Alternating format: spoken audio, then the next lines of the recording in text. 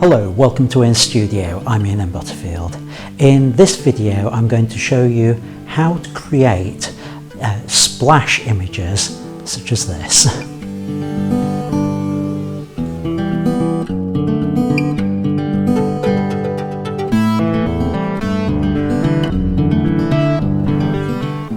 Hi, welcome to the studio. This is going to be a very impromptu video. I wasn't planning to produce a video this afternoon. I've just come down to the studio to set up for tonight's regular Friday event.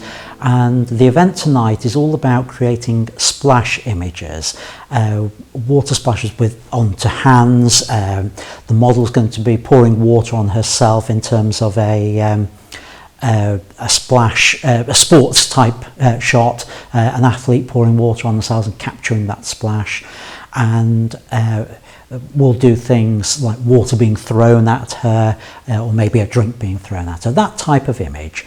And I'm hoping to finish the evening with a water wig effect, which is the water arriving on her head and providing a big splash out, similar to this image that you can see now.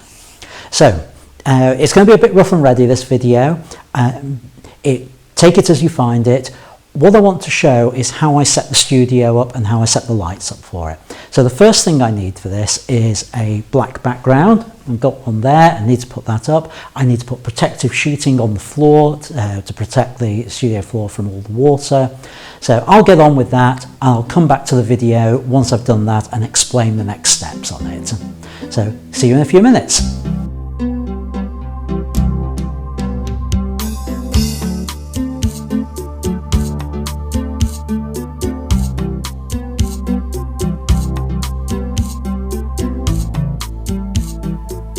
So we've got the backgrounds in place and the protective sheeting on the floor. I've put 2 layers on there. I've got a wooden floor here, so I really want to protect it as much as I can. Now, the next thing we're going to need is something to stop the water from hitting the blind and the window over here. So what I'm going to do there, I'm going to put another plastic sheet up and I'm going to suspend it on a bar between 2 lighting poles and then run it in a sort of slope so that any water that hits that will run off down into the area here that's protected. Now, in addition to that, I'm going to need something to catch the bulk of the water that's going to drip off the model, or once it's hit the model, it's going to fall downwards. Now, there's 2 things I can use for that. The first one is the good old paddling pool, which we'll probably use at some point during the evening, but my preference actually is something a little bit different, and it's this. What it is, it's a boot protector from B&Q. I'll get as far back as the mic will let me so you can see it. And what I've done is I've put a little slit in the corner of the edge and run poles through, and that will provide a sort of stiffness to it just to keep it up. Now, I tend to prefer this over the paddling pool because the paddling pool is, well, as you saw, yellow and blue and bright colours. This is black, so that it tends to disappear a little bit better into the background. It's not going to reflect light around. So this is what I tend to use to put on the floor, and we'll put a chair inside here for the model to sit on when she's seated, and the bulk of the water that drips off her will get caught in this. So I'll get on and put the side section up now. Catch you in a little while.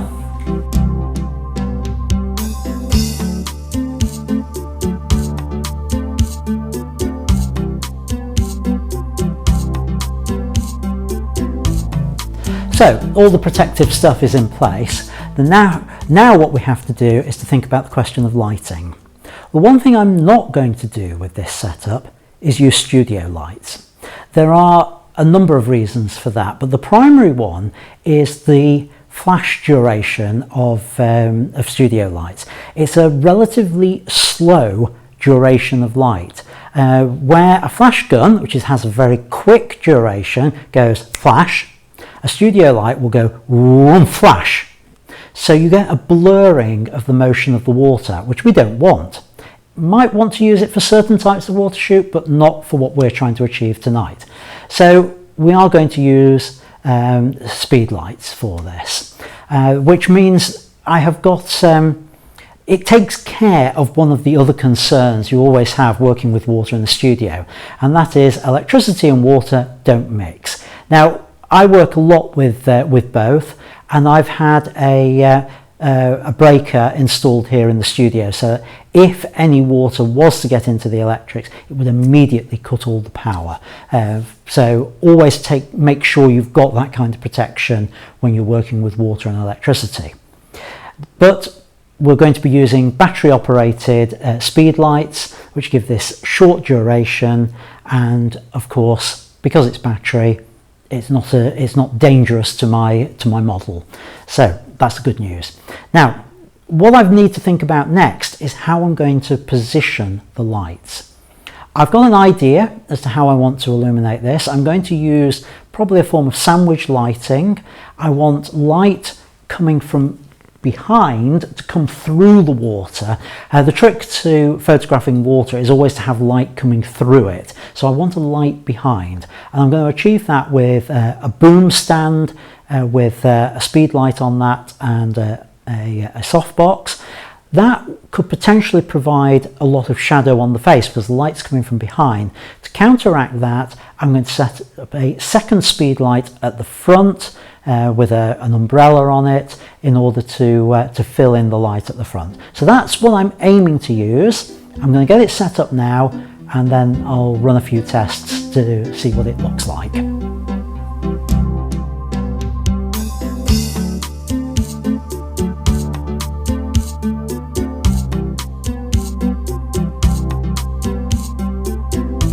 So now you can see both lights are in place, and that's the approximate place. I've just guessed at the settings to start with, as I normally do. I'll then meter and do a few test shots to see what it looks like. I will do each light individually. So the first thing I'm going to do is I'm going to turn out the backlight and just meter and set the settings for the front light. I'm reluctant to call it a key light in this sense because the phrase the key light usually means the most important light, and in actual fact the most important light is the rear light because that's the one that's going to illuminate the water.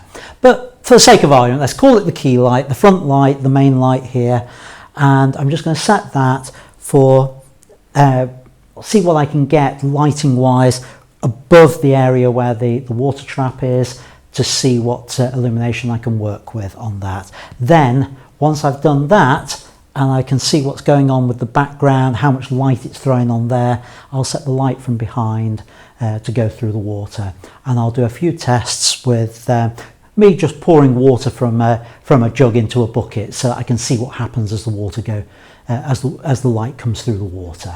So that's what I'm about to do, and I'll set up another time lapse as I do that so you can see a little bit of the process, but that's all there is to it.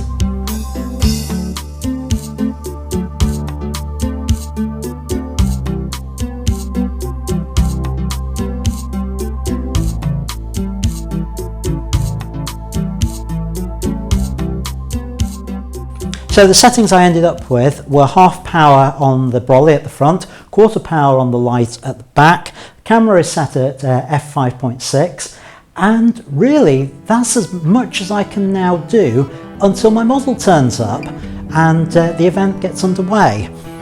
During the event I'm probably not going to be able to do any bits to camera because it's not fair on the people who are coming to the event. But hopefully with their permission and the model's permission, I'll get a few shots from behind the scenes as people are using the setup here, and then again, all being well, at the very end I'll come back and just close this video off and introduce the photos that we took this evening. So see you a little bit later, see you at the event.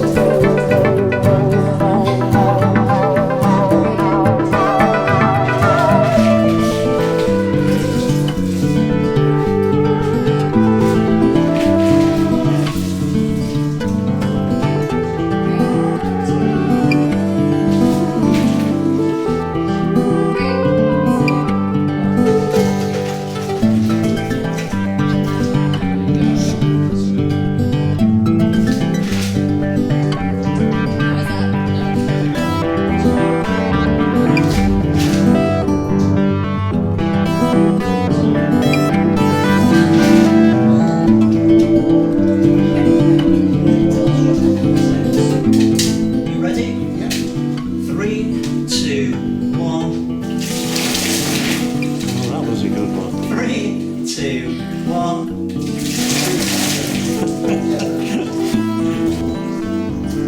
3, 2, 1. Oh, that's so nice and warm.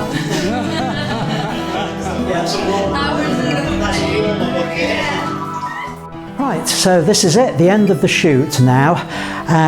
Everyone's gone home. I've got a bit of footage of the shoot in progress and a whole load of stuff to clear up here in the studio. Thanks for watching this short video on how we do model splash photographs. Hope you enjoyed it. Stay tuned, subscribe to my newsletter, and I'll see you in the next video. Bye bye. This has been an in-studio video presentation by Ian M. Butterfield. All content and photographs are copyright Ian M. Butterfield and may not be reproduced without prior permission. For more information, including how to subscribe to this and other videos, please visit www.ians-studio.co.uk/videos. Thank you.